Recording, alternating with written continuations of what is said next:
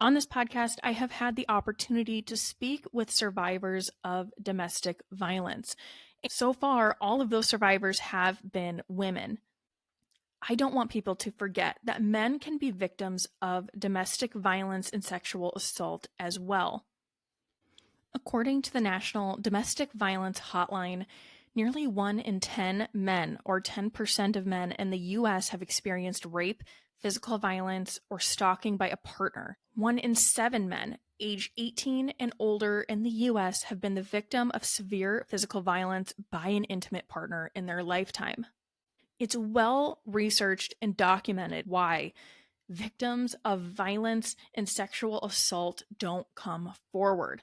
And a lot of those problems are even magnified when you are a man experiencing violence. Over the years, we have made incredible strides in empowering people to come forward if they have been abused or assaulted. But research shows that men are less likely to report sexual assault or harassment, and even to identify that the experiences that they've had are abuse, and they're less likely to seek formal treatment. I had the opportunity to speak to someone who reached out to me on my TikTok. He is a victim of domestic violence by a former spouse. I hope that you will learn something from this conversation. And even though we have made so many significant strides over the decades in providing resources to victims of domestic violence and sexual assault and trying to remove those barriers that victims often face when coming forward, there is still a lot of work that needs to be done when it comes to male victims. So let's get to the interview. All right, welcome to the podcast. How are you doing today? I'm doing great. And thank you for having me. Yeah, absolutely. And so you had commented on one of my TikToks talking about some of your struggles being a male victim of domestic violence. And so, looking at the statistics, right? Like you always hear 1 in 3 women are victims of domestic violence, but it also says 1 in 4 men. And in some statistics, it's even more than that, have experienced violence in their lifetime. Why do you think that's something that is hardly ever talked about? Most of the time, it's like you focus on the majority of like the people that are out there, and honestly, due to the way society has handled it over the years, men are supposed to be like this rough and rugged type of person, when in reality, it's they can suffer from domestic violence issues as much as anybody else. And I was looking too, and that's one of the biggest barriers I think that men have in coming forward is this sort of like societal view of how men should be. And a lot of them, I think, because of these views, don't even understand that what they're experiencing is abuse. Was that something that you experienced? So when I was going through the abuse itself, I just thought it was normal. I just thought that's how everybody's relationship was, is you had the two different sides, the side that was public and then the side where the truth came out in private. Wow. And so, can you take me back to the beginning? When did you meet this person? I met her while I was in high school through one of my friends. It was actually their cousin. And it was one of those, when we first started getting together, it's like, started talking and everything, it was a lot different. She was a lot more caring, there was kindness. But one of the red flags, kind of from the start, that I honestly should have seen was she would cheat and then just like be like, "Oh, I'm so sorry," and somehow make me feel as if it was my fault that she cheated. And how long did your relationship last? It was like 7, 8 years. Oh my gosh. And so, in the beginning, you said things were fairly normal, at least from what you experienced.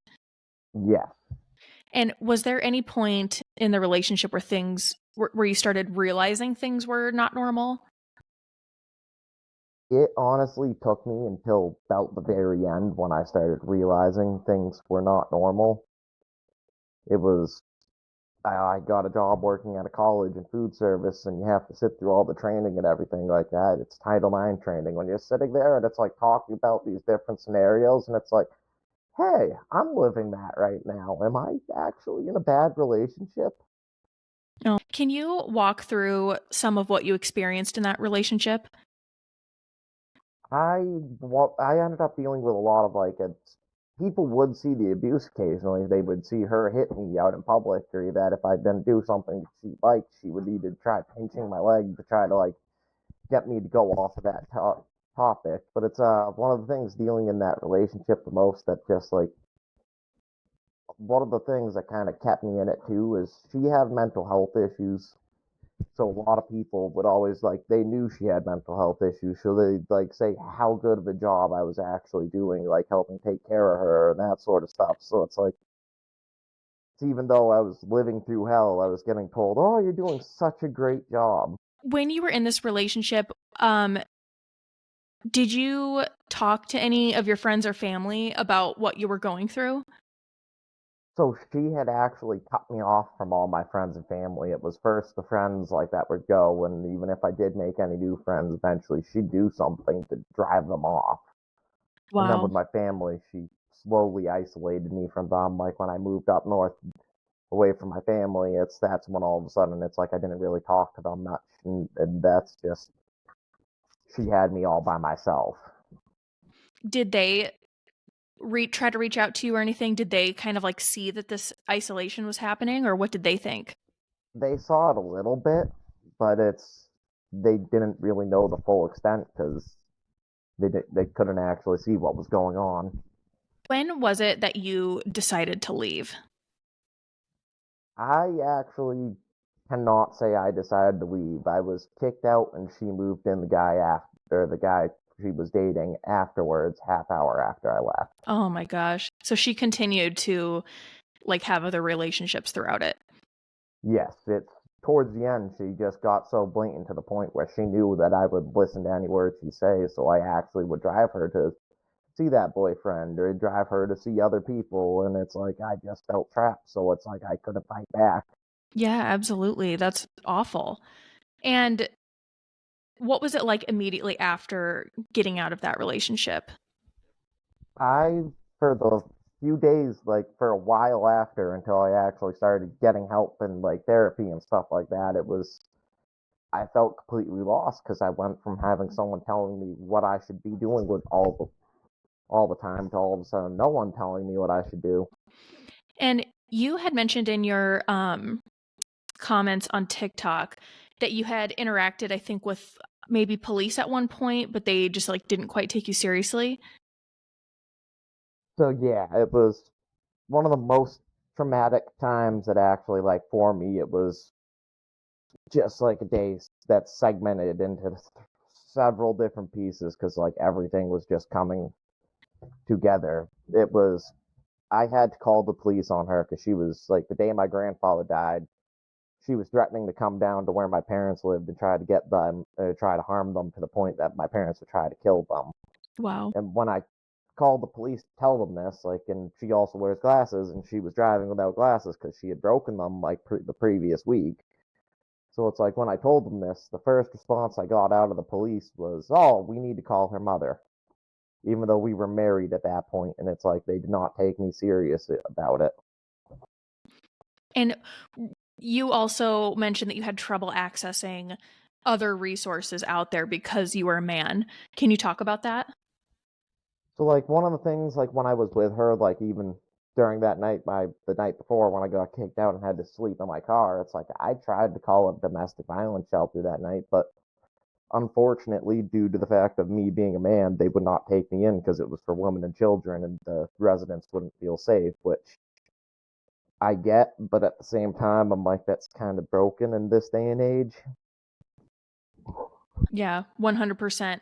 That is one thing I've read a lot is that a lot of the resources out there are specifically designed for women and they don't have a lot of funding for resources specifically for men, but you'd think there would be something else out there. And I know that this is something that I think is being talked about a little bit more, but clearly when you look at the lack of resources there are for men and even just the lack of conversations, there's so much more that I think has to be done.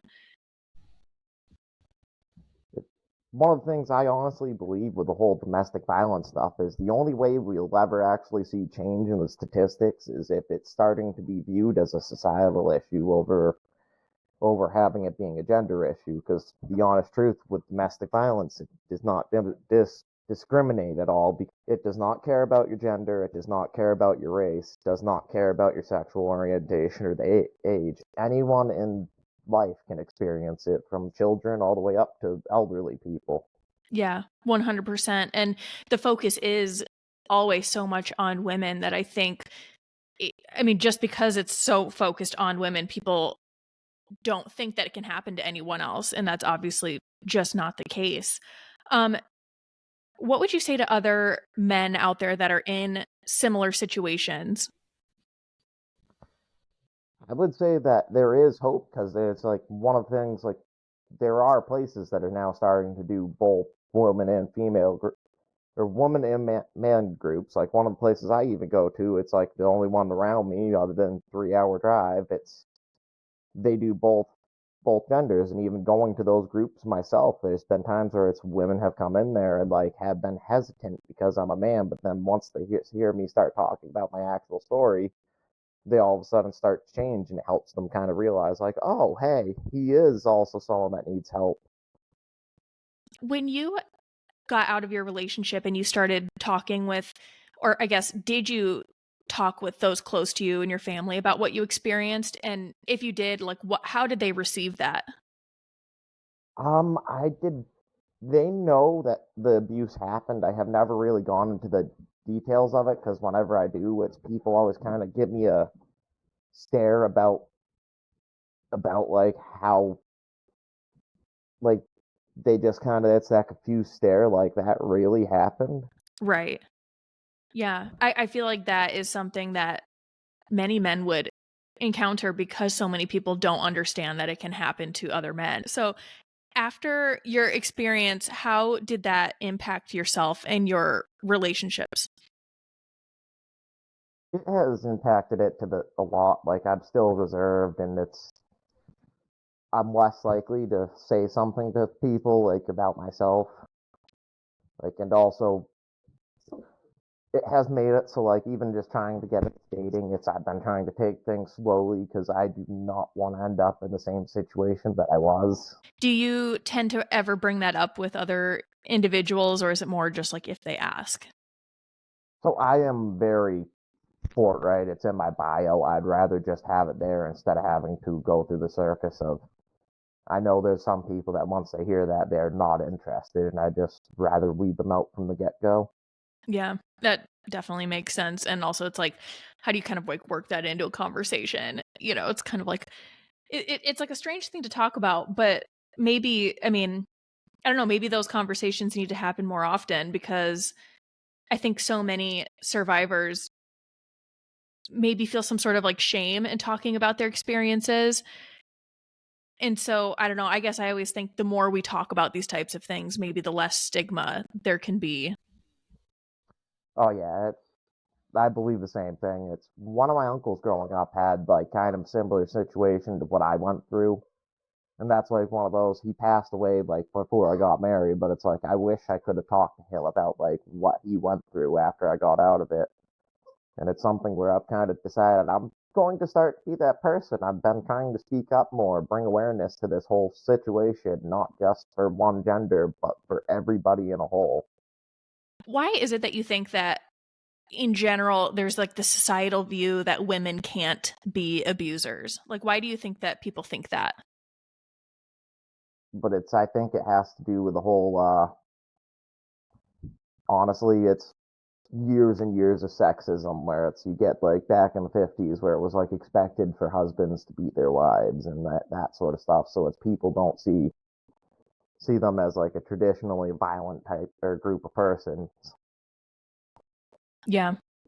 because it's like one of the easiest ways to look at it is like with suicides, it's men are seen as having the more brutal and like very impactful to the other people who like find it, compared to women who are more likely to take pills, go out of the water, and slip away slowly. It's like I think it's the whole delicacy versus the whole being manly thing.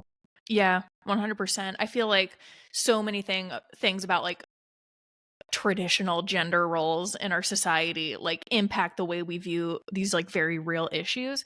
And I think it's like one of the biggest obstacles to trying to like stop these types of things from happening. So you experienced like a range of abuse. So it was like, it seems like from what you're saying, it was not only physical, but there was also a lot of controlling behaviors. Was there anything else besides that that you experienced? Honestly, there was sexual abuse, and there was like essentially every single form of abuse. It's like she just did it. What would she say after those incidents? Not much really. She just either make me feel like I was at fault, or she just wouldn't address it, and that'd be the end of it. And how did that make you feel like in the moment when you were going through it? It made me feel like I just wanted to curl up and die. I hear that a lot where the abuser just kind of turns the situation around, and it makes, they try to like make the person feel small and so out of control and like it's all their fault, and it's like a way to almost keep that person there and under their control, and it's really scary.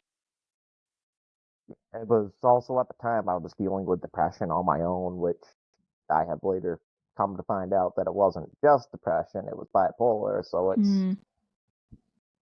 when you're in that depressed state and you're hearing the things that you're thinking inside your head from someone else, it really reinforces it. It's there was a time where the only reason why I was alive was just to take care of her, so that she would always be able to make sure that she was being at or getting food and like being able to go places. Like it was literally just all about her in my life. And isn't that crazy to think about, that she's doing all of this to you and just literally abusing you, but still you have this like desire to want to take care of her? Do you think that was some sort of like manipulation, that she was like still making you think that way? Yeah, it was manipulation. I didn't have time to deal with my own issues. It was always dealing with her. It's several times over. It's like no matter what we were doing, it's if she started drinking, my whole freaking next part of the night was going to be making sure that she didn't end up hurting, like trying to hurt somebody else through that, making sure she ended up back at home unharmed. For other men out there who might know someone or have a friend that might be going through something similar, how do you think other men should approach this kind of subject with someone they know? That is something I honestly have been trying to figure out because I just feel like there were a couple people to straight up tell me what was happening to me, and it was, I know myself at the time, I'm like, no, that's not true, that's not true, and I was living so much in denial Mm-hmm. that I didn't actually like realize they were trying to help me. Everything you're saying, it's like exactly the same thing that women go through. And so I really hope that as we start to have more research and more conversations about men who are victims of domestic violence, I hope that people can start to kind of understand that it's like you're experiencing the same things, and it's not just something that happens to women, if that makes sense. Is there anything that you want any listeners to know uh, about your experience and about domestic violence against men? Like people to know it's really like not as cut and dry as they portray it on like TV, where I have seen dramas now where I'm just like everyone's like that's so unrealistic. I'm like actually that's not. I was like domestic violence stuff gets so crazy so fast where it's like you do not understand what's actually happening in the moment, and there's still several times over where it's like things will like middle of the night or that driving my car it will just come to me and I'm like I really did that or I really allowed that to happen to me. And the other thing is, I would tell the people is learn about actual appropriate, like good boundaries, like what a healthy boundary is and what's a bad one, because it's not talked about in school and it really should be.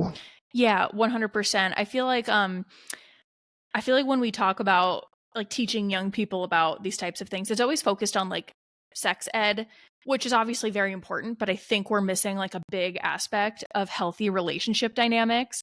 And it's not just I feel like you can't just hope that kids have good role models, like maybe their parents are in a healthy relationship and whatever, like, because domestic violence can happen to anyone, no matter the family you came from, no matter like the relationships that you've seen in your life, like it can happen to anyone. And so I think that's a really good point, is teaching people healthy boundaries and what a healthy relationship looks like. And I think people, for some reason, are like hesitant to have those types of conversations.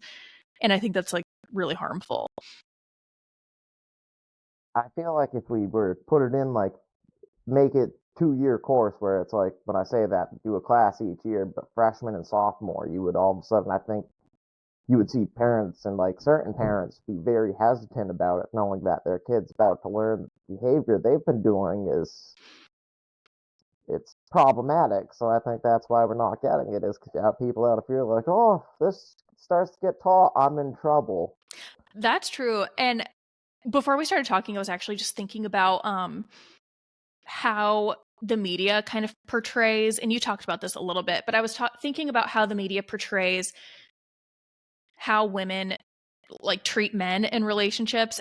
And just one thing that came to my head was how you always have this portrayal of like a crazy girlfriend, and it's like they're trying to figure out where the boyfriend's at and they're calling him nonstop and texting him and whatever. And it's not like it's ever portrayed as a good thing, but it's portrayed as like something funny, where it's like, oh, you're just being crazy, like you're being a crazy girlfriend. But when you think about it, it's like that's harassment, and that's something that men experience, and it's not something that should be laughed off. And so, yeah, I don't know. Have you ever noticed anything about how the media portrays women who are the abusers? It's always lighthearted and like, oh, she had something traumatic happen to her. It's okay. Yeah, 100%. Well, the whole calling and like text messaging thing, that was like one of the biggest things my ex-wife used to do is like she would call repeatedly until I answered or texted. But then after a while, she knew I had Google set up and she had all my passwords to every single one of my accounts. So she would actually go on to the Google and make my phone ring even if it was on silent, like Wow. repeatedly to the point where I'd like lock the phone up where I'd have to like use someone else's phone to actually call her because mine is like frozen.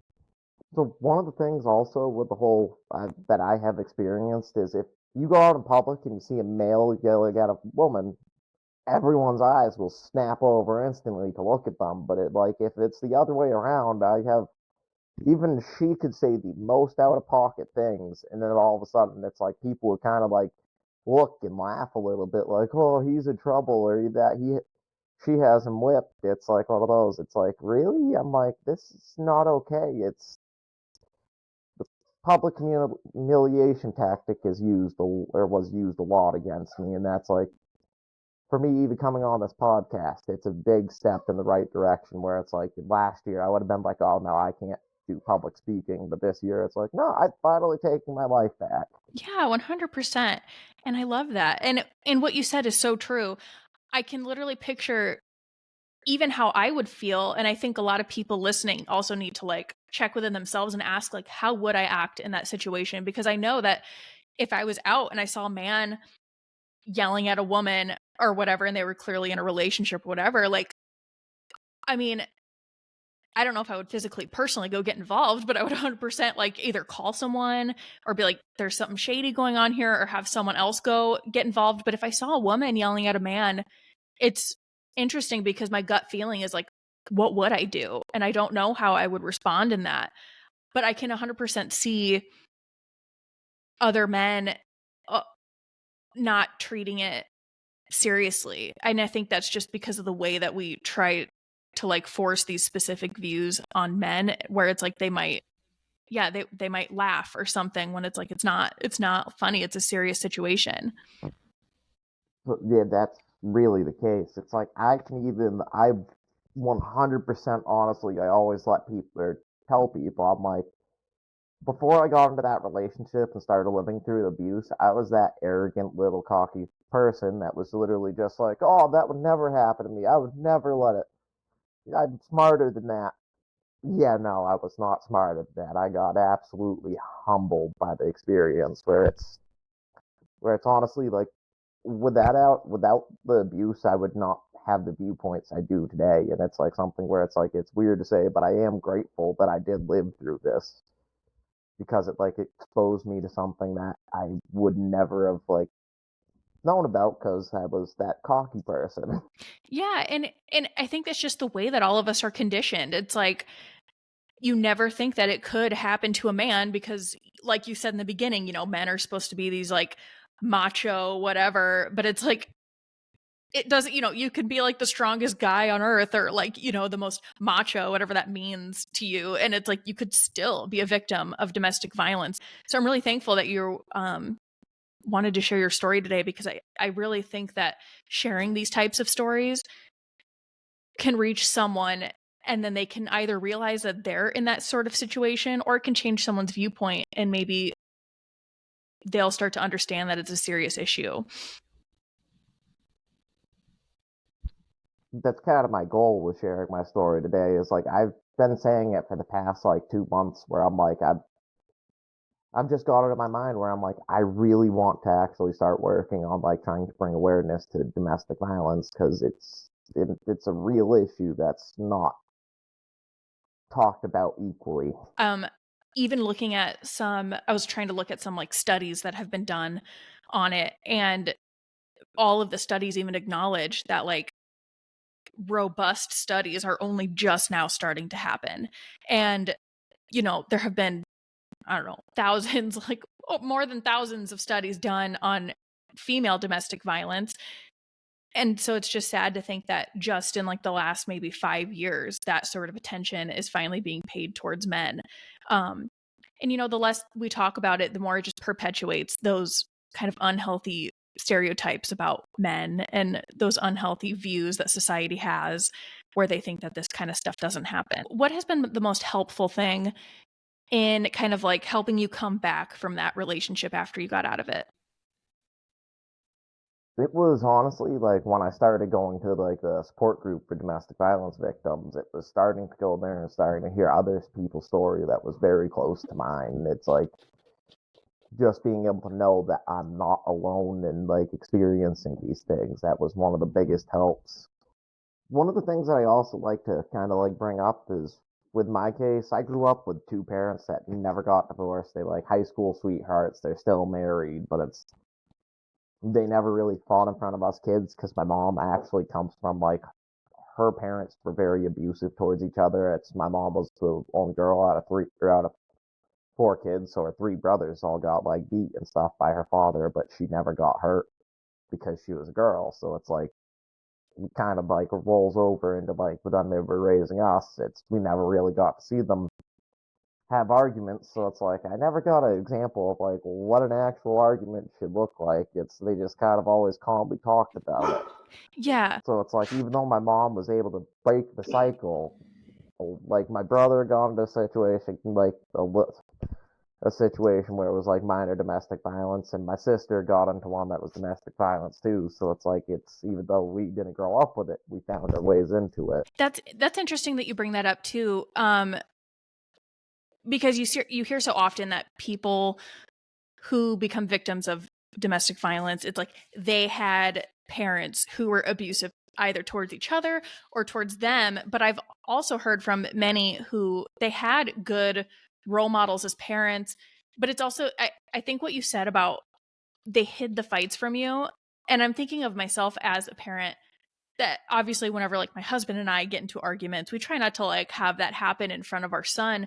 But it's important, I think, too, for a child, especially as they get older, to see how two people can resolve an issue in a healthy way. Do you think that if you would have seen your parents maybe argue more, that you would have had a different outlook on relationships? That is very hard to say.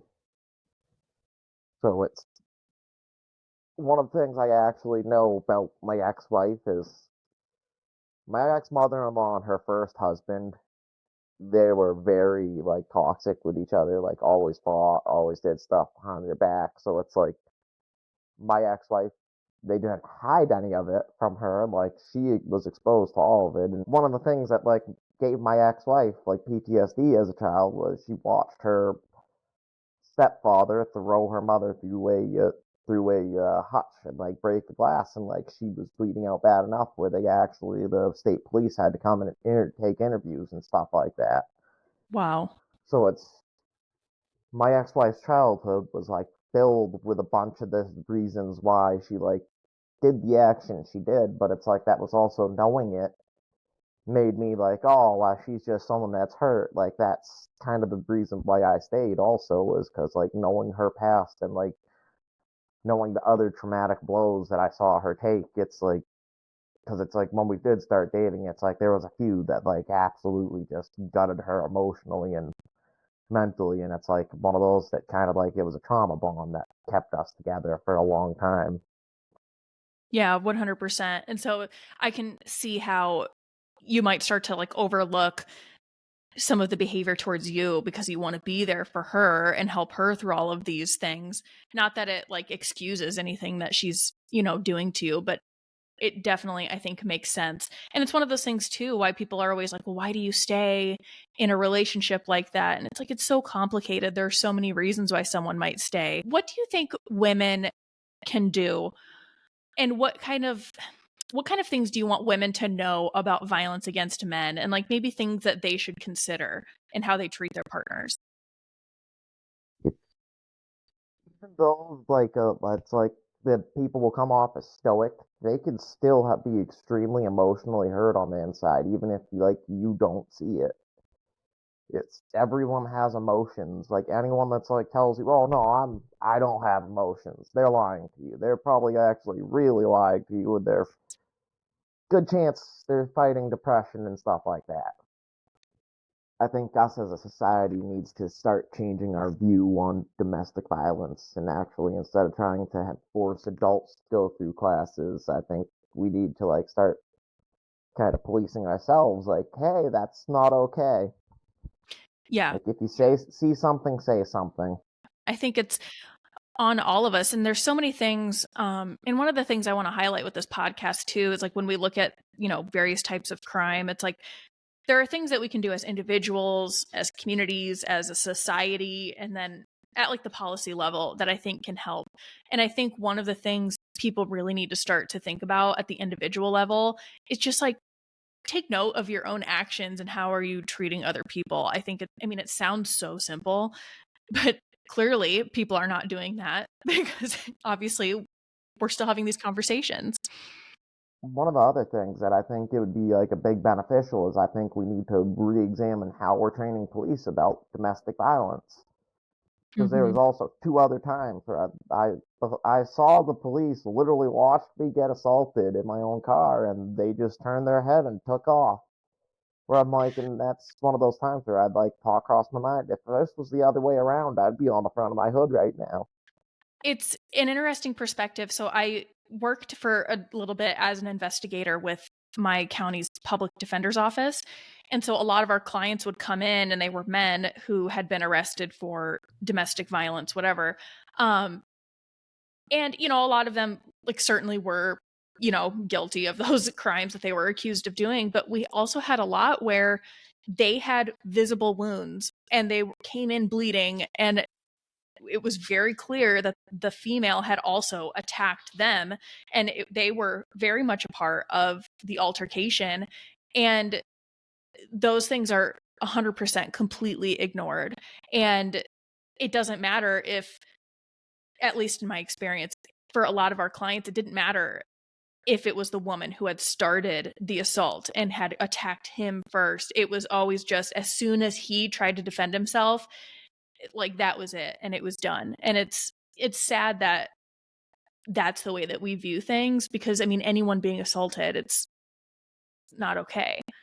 Yeah, it's like back when I was getting hit out in public and stuff, the only thing that I knew to do was just cover my face, and just I had to take it. I couldn't fight back because I'm like, the second I try to like fight back, I'm going to jail.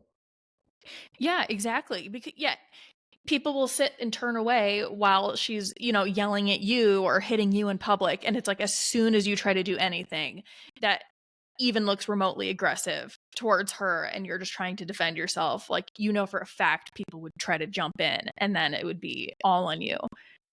Yep. Wow.